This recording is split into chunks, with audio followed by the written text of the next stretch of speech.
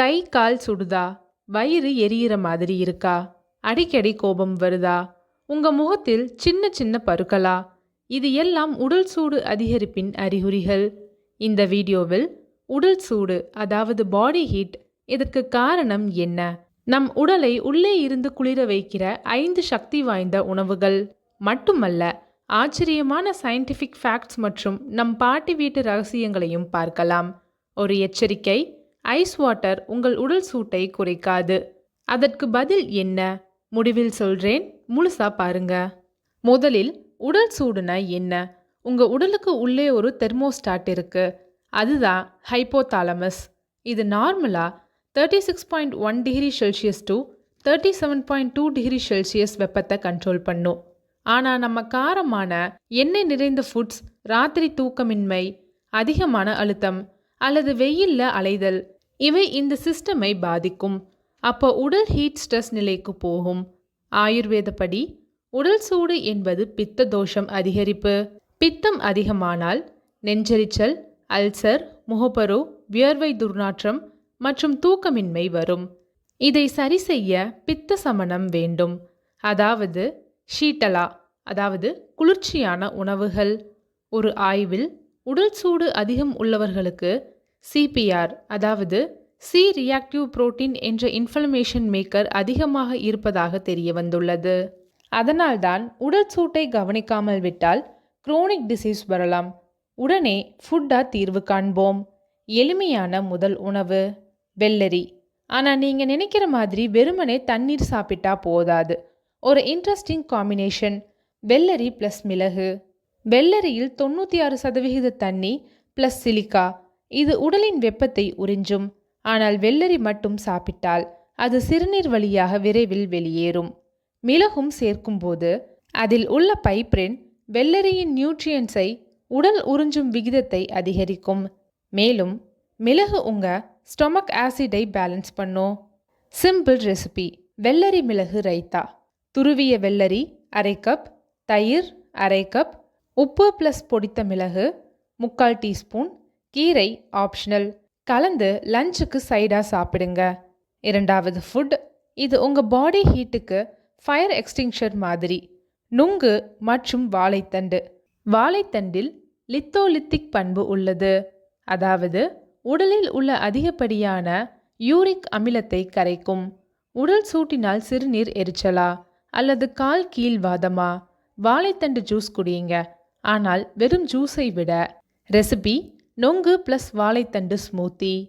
Ingredients: நுங்கு 10, வாழைத்தண்டு 2 inches நல்லா சாப் பண்ணியிருக்கணும், புதினா 5 இலை, தண்ணீர் அரை கப், எலுமிச்சை 1 டேபிள் ஸ்பூன். மிக்சியில் போட்டு பிளெண்ட் பண்ணுங்க. வடிகட்ட வேண்டாம், ஏன்னா இதில் தான் ஃபைபர் அதிகமாக கிடைக்கும். காலையில் காலி வயிற்றுல குடியுங்க.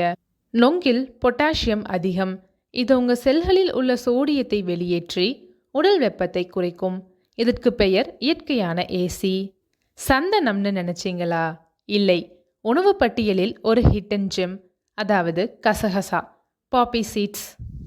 பழந்தமிழ் சமையலில் கசகசா பானம் என்பது அரண்மனைகளில் சம்மருக்கு மட்டுமே தயாரித்தார்கள்.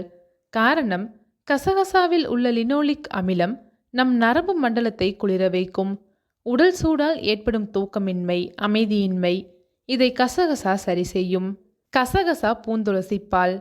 கசகசா 2 டேபிள் ஸ்பூன், பூந்துளசி 5 இலை, பாதாம் 4 ஊற வைத்தது, பால் சூடானது 1 கப், வெல்லம் சிறிது. அனைத்தையும் மிக்சியில் ஃபைன் பேஸ்டாக அரைக்கவும். வெண்ணெய் கலந்து வாமான மில்க் சேர்த்து குடிக்கவும். இரவு படுக்கைக்கு முன் குடித்தால் உடல் குளிரும் ப்ளஸ் நல்ல தூக்கமும் வரும். நான்காவது உணவு, அதுவும் வெற்றிலை. ஆனால் பாக்கு இல்லை, சுண்ணாம்பு இல்லை, வெற்றிலை ப்ளஸ் தேன். இது மிகவும் ஆன்ஷியன்ட். வெற்றிலையில் உள்ள யுஜினால் இது நோவாவை குறைக்கும். ஆனால் உடல் சூட்டில் நமக்கு உள் எரிச்சல் இருக்கும். வெற்றிலையில் உள்ள ஆன்டி இன்ஃப்ளமேட்டரி ப்ளஸ் தேனில் உள்ள ஆன்டி மைக்ரோபியல் இரண்டும் சேர்ந்து உடல் சூட்டை 20-30% குறைக்கும் என்று ஒரு இந்திய ஆய்வு தெரிவிக்கிறது. 3 வெற்றிலை எடுங்க. அதில் அரை டேபிள் ஸ்பூன் தேன் தடவி மெதுவாக மென்று சாப்பிடுங்க. சாறை மட்டும் விழுங்குங்க. இதை 3 நாட்கள் செய்தால் வாய்ப்புண் உடல் சூடு குறையும். கடைசி உணவு நம் தமிழ் வீடுகளில் முக்கியமானது, ஆனால் உங்களுக்கு தெரியாத ஒரு பண்பாடு: நெய் பிளஸ் வெல்லம் கலந்த சாதம். ஆயுர்வேதப்படி நெய் என்பது பித்தத்தை சமன் செய்யும் சிறந்த உணவு.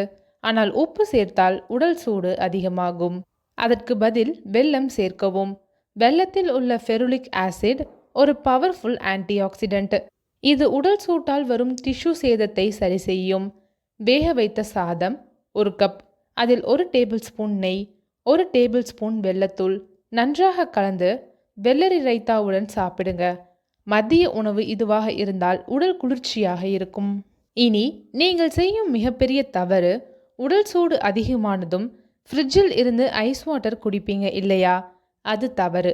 ஏன்னா பனிக்கட்டி தண்ணீர் உங்கள் வயிற்று தசைகளை சுருங்க வைக்கும், உடல் அதிர்ச்சியடைந்து மேலும் சூடாகும். அதற்கு பதில் நார்மல் வாட்டர் அல்லது மண்பானையில் வைத்த தண்ணீரை குடியுங்க. வாழைப்பழம் பிளஸ் ஏலக்காய். இரவு உணவுக்கு பின் ஒரு வாழைப்பழத்துடன் ஒரு ஏலக்காய் சாப்பிடுங்க. ஏலக்காய் உங்கள் உடலின் தெர்மோஜீனிசிஸ் ப்ராசஸை சீராக்கும்.